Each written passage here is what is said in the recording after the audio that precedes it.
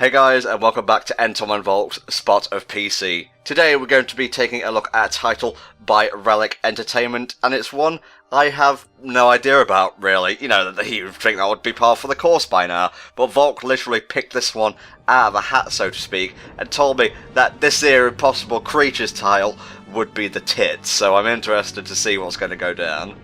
Yeah, when I first picked up this title over just a Steam sale, impulse buy, I guess is the best way to describe how I came across this title. I had no idea what to expect, and this game delivered in more ways than one, being an RTS game, which I absolutely love, and being a batshit insane RTS game, which I am all about. Of course. So put the two together, and you got a recipe for a game I will probably have a fair bit of fun with. Okay, I'm trying to pick out the plot from these newspaper clippings here. Well, I can give you a basic rundown of the plot. This gentleman here, who you play as, called Rex, receives a letter from his long-lost father, who is out on an island somewhere doing research projects, and you've been invited to go and see him. But, of course, as you might be able to imagine, not everything will go to plan, and we'll get into that later on, as you can tell by that rather Tim Curry-esque looking figure over there. Jesus, like Hammerhead from Spider-Man. It's like a bug-eyed Tim Curry is the best way to describe it. He just bopped him on the back of the head.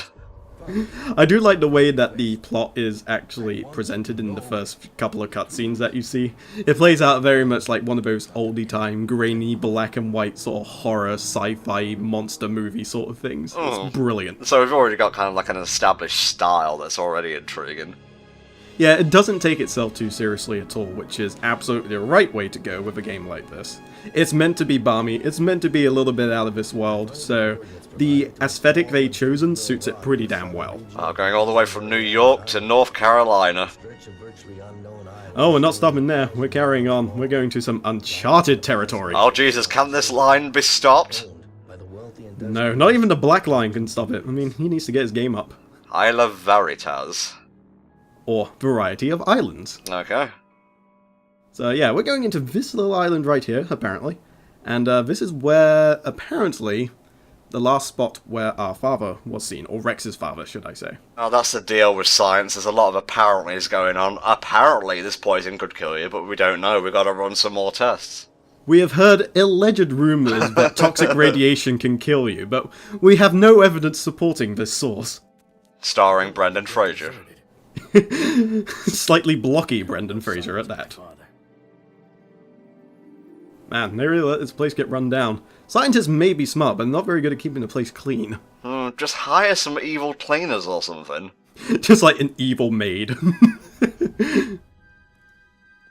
I swear to God, if something jumps out and scares me, I'm turning the video off. I'm not sure if it'll jump out at you. It's more one of those horrific reveal scenarios. Oh, there's something hiding behind that there vat. Could it be an impossible creature? Dun-dun!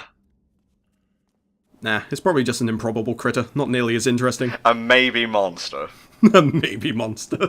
That'll be the next hit thing when Shopkins go out of fashion, I bet. Take a look behind the horrible curtain, Brendan.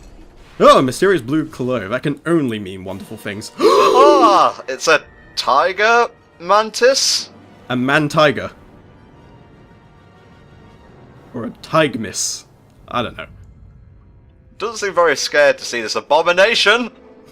Oh god, it's a wolf scorpion. He seems more mildly impressed than kind of surprised, honestly. It's more kind of a tame reaction than I would have had, personally. Because if I saw a scorpion wolf chasing after me, I would probably choose to end myself before it can end me. Oh no, the steel pipe did not work! That was my only plan! I should have brought a gun! It looks like he actually has a gun though, he's got a holster with him. Oh, well, that's enough adventuring for one day. I'm going back to New York. I hope this return ticket is still good. Oh god, they're breeding! Rather beautiful, aren't they? Oh god, it's Victor Von Bad Guy. Products of the Sigma technology. The perfect blending of two separate animals. Far superior to anything you'd find in nature. Oh, Jesus Christ, this type of plot, eh? He's the one that goes, I will explain everything about my evil scheme because I am confident that you will not be able to stop me, only to then be stopped 10 minutes later. God, that forehead, it just goes on forever. It's the wideness that gets me more than anything else. It just like encompasses almost the entire screen. I'm not sure if it had something to do with the fact that I'm doing this widescreen when perhaps it might not be, but I don't know. It's more fun to think that he just has a very, very long forehead. Yeah. And no eyebrows, apparently. I've got no quarrel with you, so you can call off your crossbreeds. Crossbreeds. Ha! They take great offense to that. Just wait until Tumblr hears about this. Oh, Jesus. It combines fears, Mr. Chance. Ah, this is a really big lead-in. Yeah. I mean, they really do take a lot of time to kind of get the ambience in. Collect him? I hope you're not planning on crossing him with some kind of snail or sneeslug. The horrors, I can only imagine.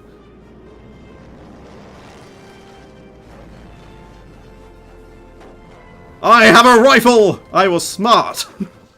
Was that a train crossed with a hovercraft? Yes, that was a train crossed with a hovercraft. This whole impossible creature scenario isn't necessarily limited to the living. Oh. You can also combine a washing machine with a dishwasher. Oh my god. All of my utensil prayers have been answered. Finally, I can have a fork with a spoon! Yeah, if these, like, wolf scorpions don't work out, there's always the spork. The mighty spork. Truly, there is nothing that can match his majesty. So now we're actually going to start getting into the gameplay. It's just going to kind of set us up a little bit more, kind of introduce us to the map in question, give us an idea of what exactly we're supposed to do and how to play the game. What was that? Oh no! Damn it! The fans have overheated. I really shouldn't have, like, crashed into land like that. It looked exciting, but I didn't really think ahead. I knew renewing my AA membership was a bad idea. I was just asking for this to happen. I doubt they come all the way out here. Not in half an hour, at least. Yeah. So, obviously, the first mission will have us try and protect things whilst we fix up this here hover train. But, ho! This is not just a hover train, it is also a portable laboratory. Of course. Wait, you expected it just to be a hover train? Do you have that lack of an imagination? So much trouble. It combines 3 things, which is obviously a step up from combining 2 things, Of making course. it better. Everything. But first, I need your help if we're going to survive. You saved my skin. I'll be happy to help any way I can. Unless it involves effort, I'm kind of allergic to that. This island. Or scorpion balls, because obviously I'll shit at handling that situation. Yeah. They've no So yeah, that's where they tell us that we kind of need to find some dudes that apparently hate Upton's guts as much as we do, and may offer to help us. But we also need to defend ourselves, so we're going to need to take over some creatures, and here's this mountain lion just going, oh hey guys, what's going on here? Hope you're not planning on splicing any creatures. I volunteer! I volunteer as tribute. Creatures? You mean like those monsters that attacked me? Or, you know, the one standing right next to you minding its own business. You know, no need to be picky. We're going to defeat the evil geneticist by doing our own genetic experiments. Handy, but Well, it's kind of the whole premise of undoing him with his own evil scheme. You know, just to really rub it in how useless he is. Well, I'm sure he would appreciate the irony, but doesn't that make us just as evil as that guy? Not really. We're doing it for the greater good, which is, I'm sure, what all people really tell themselves. Ah, the greater good. Okay. Alright, so let's explain a bit about how the campaign gameplay works. As you go through the campaign, you find more animals wandering around in the wild, which you can capture, and then use it to splice together to make up your army. So, they start you off with 4 pretty basic animals, but as you go through the game, you find more advanced and more bigger animals which you can take, and some of them require a bit more finding later on, so some of the bigger ones may not be as easy to get a hold of as you might think, as going left, running into one and then shooting it with a tranquilizer. I'm going to ask a really important question here. Are there any legendary animals you can collect and splice? There's not really so much legendary animals, but one thing that this game does have now that it's introduced to Steam is that there's actually a modding community now. Ooh. So people have actually been coming in, adding their own creatures, and one such mod actually adds things like dinosaurs into the mix. Fuck yeah, I want to, like, splice a Brontosaurus with a Diplodocus. problem. Or you can, like, find an albatross and mix it in with a Tyrannosaurus Rex. A pelican with a Megalodon. Exactly, there you go, now you're thinking, now you're thinking.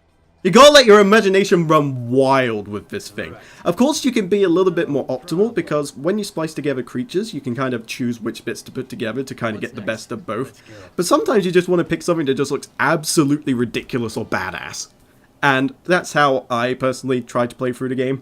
I just go with whatever looks funny. Now, before I knew that this was an RTS, I figured it would be a little bit more akin to Spore's creature creator kind of thing, and you'd have third person battling. Yeah, that's kind of what I thought at first looking at the game, but then it got shown to me that it was an RTS game, and I was like, oh wow. Makes sense, because Relic Entertainment do the Dawn of War series, don't they? That's correct, and the Dawn of War series, which is based in the Warhammer 40,000 universe, is an absolutely brilliant RTS series as well, which is something I would highly encourage trying if you want to try some more RTS games, as well as Impossible Creatures. But Relic has a pretty good track record, except for Homefront, because they've done this game, they've done the Dawn of War series, and they've also done another game series you might know called Company of Heroes. So they're pretty damn good with this whole strategy side of things, but not so good with first-person shooters. Is that a spliced animal skin hanging up there? Yes, that appears to be a bear-tiger pelt. Ah, a biger. Biger. Just to keep the animals back and stay alive. I just like how you got that one chubby-looking one. He's the leader, you know. No, that's the leader. Oh, Jesus. It's a coyote crossed between a polar bear. Or is it an ox? He looks really sad. I had really good back legs until I was spliced. Or it's two used to the back legs and the front ones can't keep up. If I help you fight off those animals, will you tell me what you know about them? Sure, I guess. Maybe? We're kind of content just living here, really. I don't know. They may not be for much longer once those animals get to them. On the objectives button. Ready for action. I just love all these hammy lines Rex has while he's just wandering around. See, it is a Brendan Fraser picture. Yeah, exactly. There you go. What have I gotten myself into?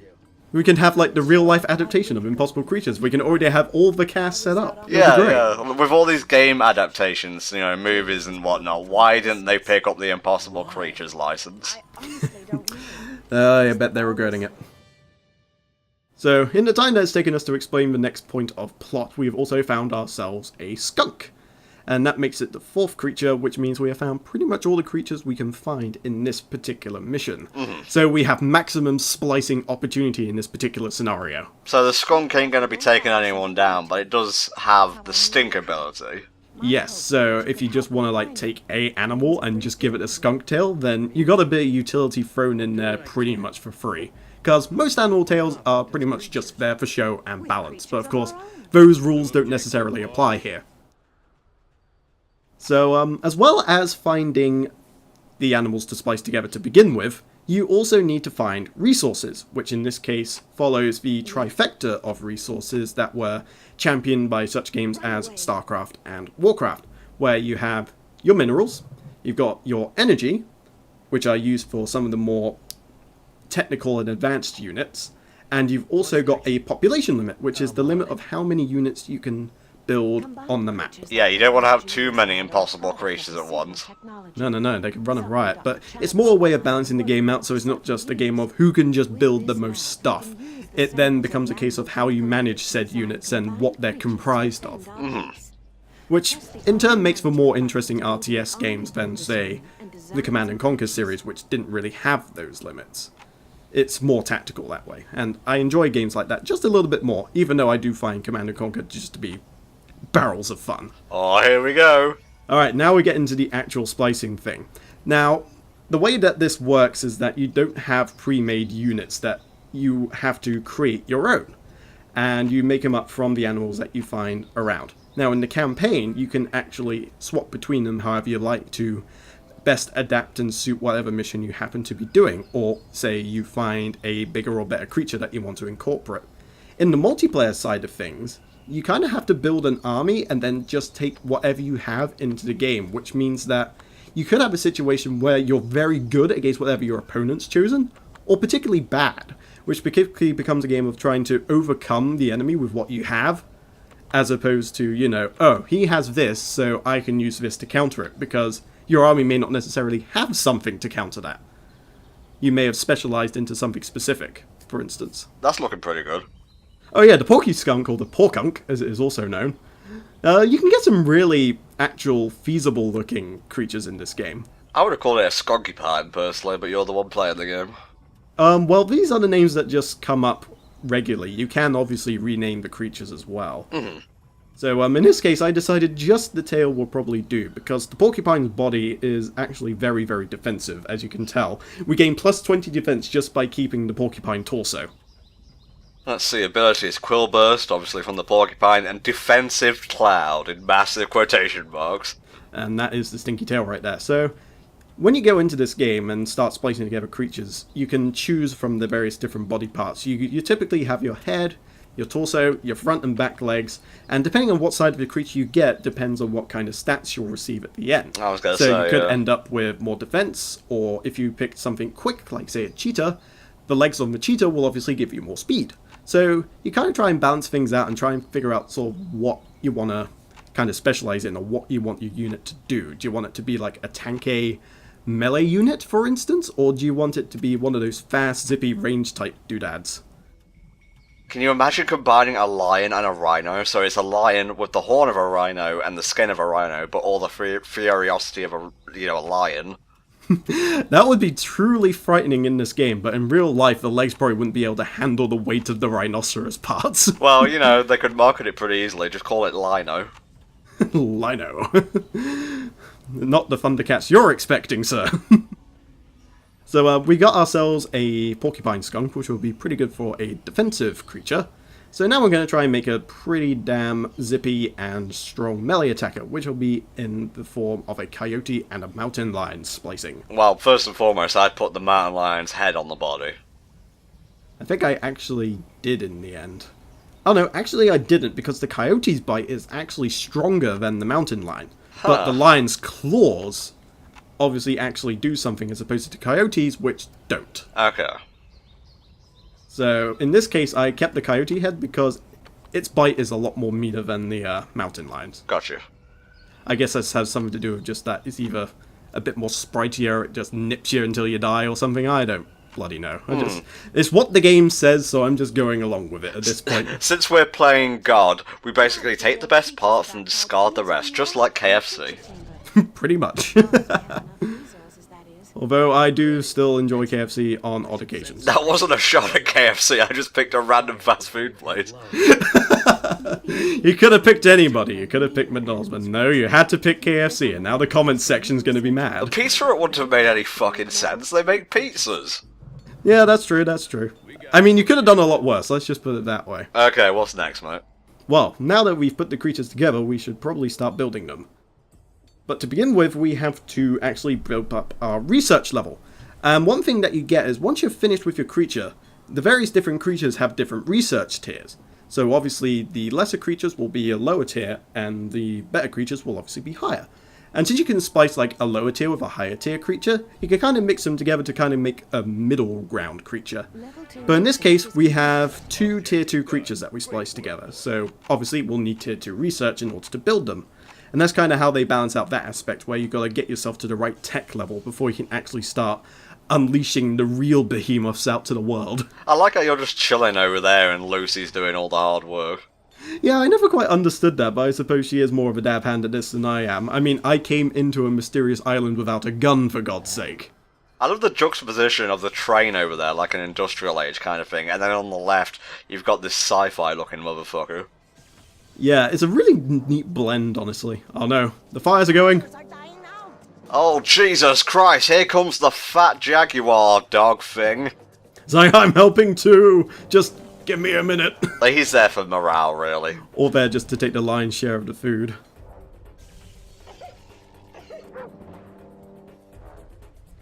We're going to start sending our units into battle. Now, you may notice that the Lyotes that I made are moving slower. And that's because when you select all the units, they will always move at the speed of the slowest unit. So, eventually I split them up into teams, so that the Lyotes are on one team and the Porkunks are on the other team. Yeah. So that the Porkunks can kind of go in first and just take up the damage, and then the Lyotes can come speeding in and start chomping away at the rest of them. Oh, nice. Oh, they're firing their quills, that's boring. The Porcupine is more of a ranged attacker, as I discovered. I didn't quite know that at first, because obviously this was like literally the first hour of me playing the game pretty much that you're seeing. Uh-huh. So I basically just did the first campaign, tinkered around with the army builder, did a skirmish, and pretty much called it a day. So pretty much all of this was kind of like a session of exploration for me, I guess, is the best way to put it. These aren't the only impossible creatures we're going to see, are we? No, definitely not. I'm going to show you a few creations that I made from the army builder, and in the skirmish, you'll get to see a few more where you can just let your imagination run wild and just basically have all of the animals incorporated into the game at your disposal. A parrot and a shark. Yep, you can do that. No, I'm just throwing random ideas out there.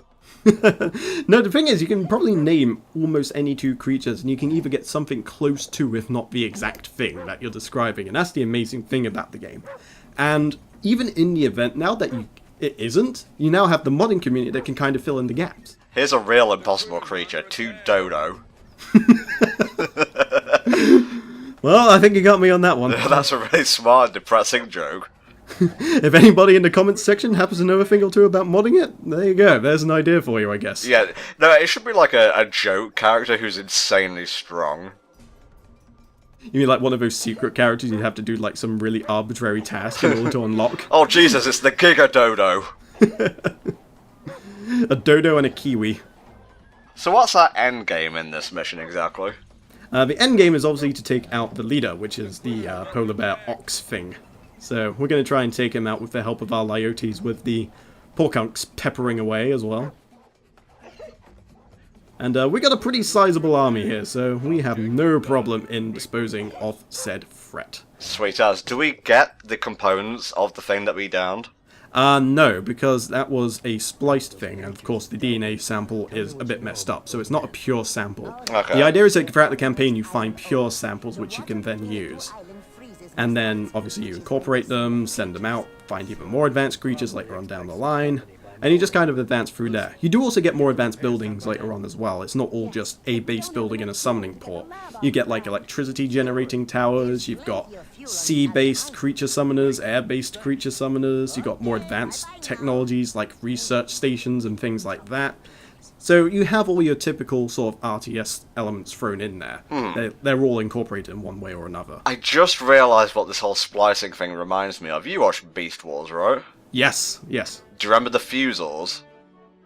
Vaguely. Like, you had that one Scorpion, Cobra combined thing. There was, like, Silver Bolt, Tiger Hawk, and so on.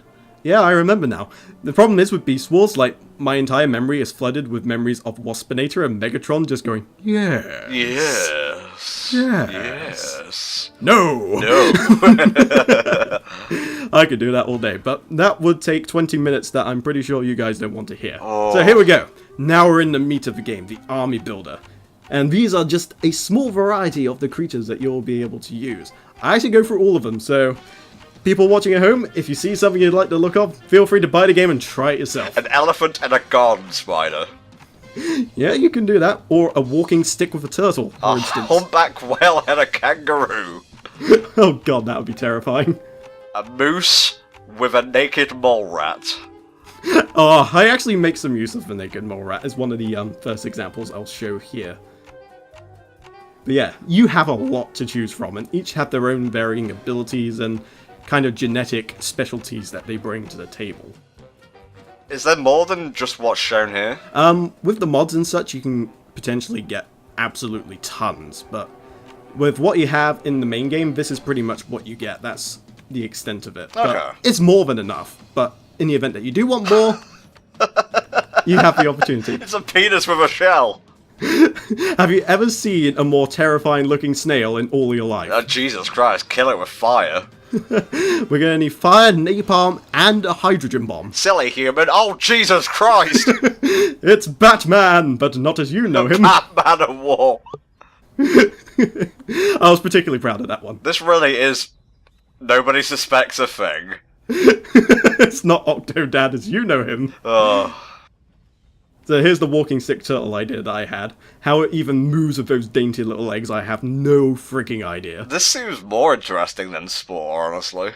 Yeah, it really is. I mean, with the disappointment of Spore, if you're disappointed by that, try this out.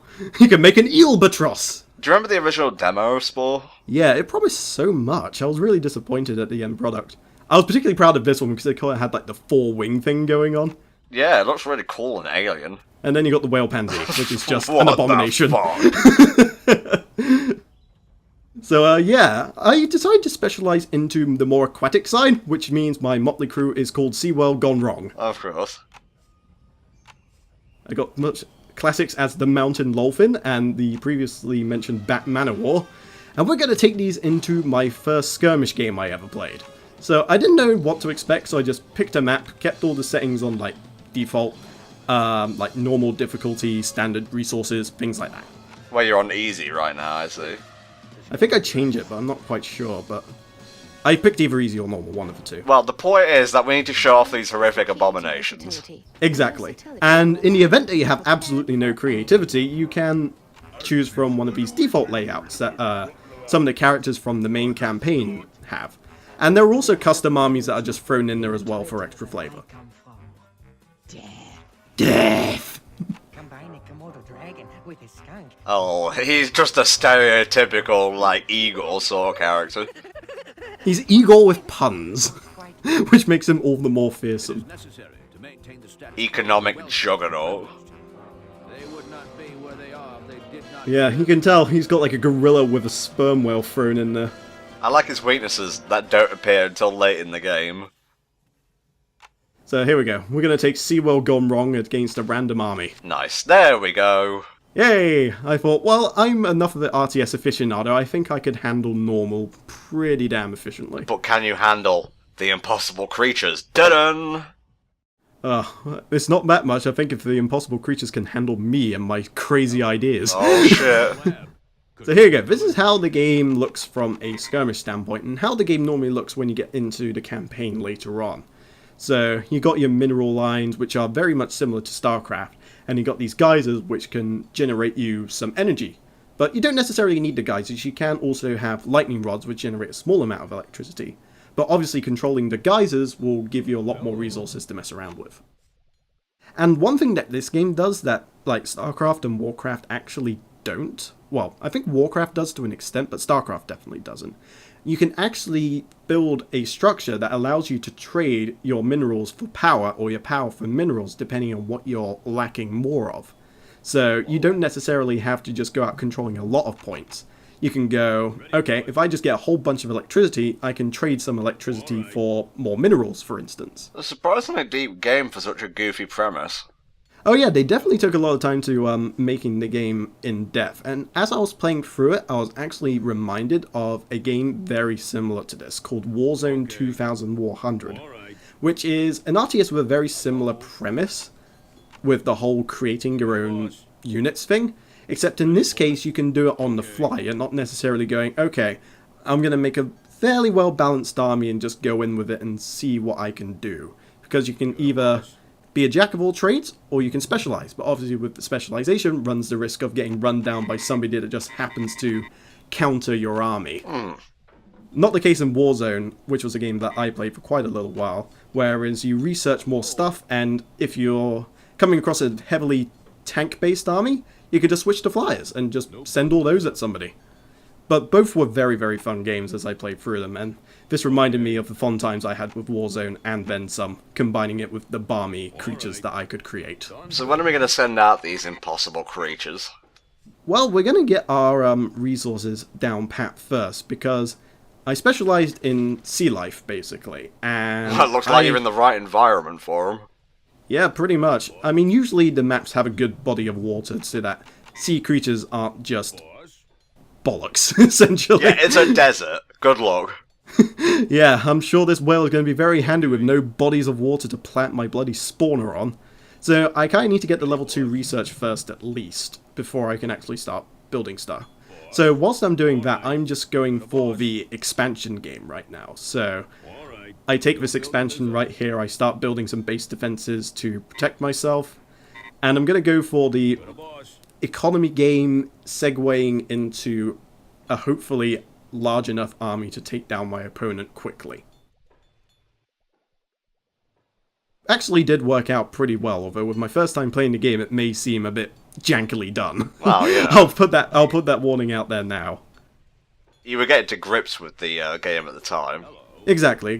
But I think my general RTS knowledge and having played similar games to this in terms of a mechanics perspective helped me out quite a bit in picking up the game pretty quickly. Like, I understand the idea of the triple resource system, I understand the idea of rapid expansion, and all that sort of thing, and that ultimately helped me out very greatly in the first Skirmish game I ended up playing. So what is the most impossible creature that you ever created? Have we seen it? Has it been on screen before? I think the creature I am most fond of is the Batman War. Okay. I think that is probably my most impossible creature. Now, is it the name, or is it the components that make up the Batman War that took your fancy?